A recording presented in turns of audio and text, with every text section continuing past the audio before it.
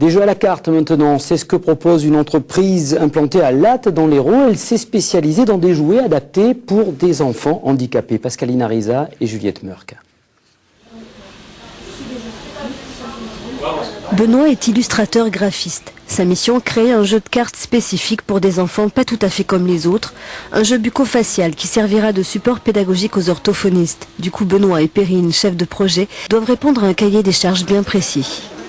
Donc on a choisi des couleurs un peu flash qui permettent de bien illustrer ça. Et puis aussi des dessins assez simples quand même. Parce qu'il ne faut pas qu'il y ait trop de détails, que ce soit trop compliqué non plus. Donc les bouches étaient dessinées, et puis en fait on s'est rendu compte que ça allait pas en fait. C'est pas forcément évident de représenter dans le même style graphique une bouche qui doit être un peu réaliste, quoi. Pour parfaire leur graphisme, des mimiques s'imposent. O, le petit O, le gros O. Une fois l'esquisse réalisée, il faudra la scanner, la colorer et la modifier. Le bisou.